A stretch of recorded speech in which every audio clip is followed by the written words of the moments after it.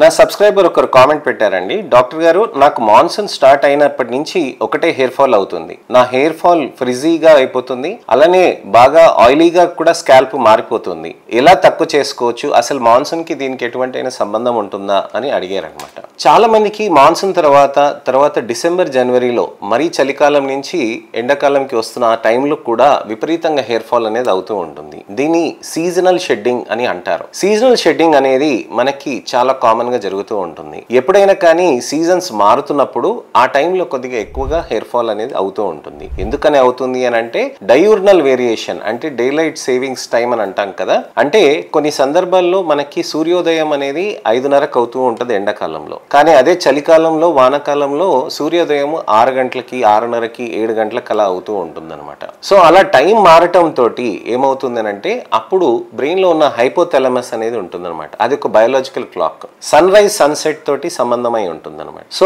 ఆ విధంగా sun rise sunset తోటి ఏదైతే సంబంధం ఉంటుందో దాన్ని కొద్దిగా డిస్టర్బెన్స్ అయ్యేటప్పటికి ఎక్కువగా హెయిర్ ఫాల్ అనేది అవుతూ ఉంటుంది. సో ఈ ఎక్కువగా అవుతున్న హెయిర్ ఫాల్ కి మనం ఫస్ట్ ఇంపార్టెంట్ చేయాల్సింది ఏంటంటే కొద్దిగా క్లోమిక్ లోషన్, కొన్ని మందులు ఉంటాయి అనమాట, సీరమ్స్ ఉంటాయి. ఇలాంటి సీరమ్స్ పెట్టడం తోటి మనకి ఏమవుతుందనంటే అక్కడ మనకి హెయిర్ ఫాల్ అనేది ఆగుతూ ఉంటుంది. కెపిక్సెల్ సీరమ్స్, టెట్రాపెప్టైడ్స్, పెంటాపెప్టైడ్స్ ఉన్న సీరమ్స్ మంచిగా హెల్ప్ చేస్తాయి. బయోటిన్ అమైనో యాసిడ్ సీరమ్స్ కూడా మంచిగా హెల్ప్ చేస్తూ ఉంటాయి. ఇలాంటి మనం మార్పులు చేసుకొని టాబ్లెట్స్ కూడా మంచి బయోటిన్ సప్లిమెంట్స్, న్యూట్రిషనల్ సప్లిమెంట్స్ అనేటివి తీసుకోవచ్చు. ఇక్కడ మనం గమనించాల్సింది ఏంటంటే మనం లైఫ్ స్టైల్ కూడా మార్చుకోవాలి. హెల్తియర్ లైఫ్ స్టైల్లోకి రావాలి, మంచి పౌష్టికాహారం అనేది తీసుకోవాలన్నమాట. అలానే ఇంపార్టెంట్ ఏంటంటే మీరు మందులు తీసుకుంటున్నా కానీ ట్రీట్మెంట్స్ అనేటివి కొన్ని స్టార్ట్ చేసుకోవచ్చు. ఈ ఊడిన జుట్టు మంచిగా పెరగటానికని ఆస్కారం ఎక్కువ ఉంటుంది. మూడో పాయింట్ ఏంటంటే మనకి ఎప్పుడైతే స్కాల్ప్ ఆయిలీగా అవుతుంది అని అంటే అది బట్టతలకి నిదర్శనం అన్నట్టు. బట్టతలకి ఎప్పుడైనా కానీ ఎర్లీ సైన్ ఏంటంటే హెయిర్ స్కాల్ప్ ఆయిలీగా అవ్వటం.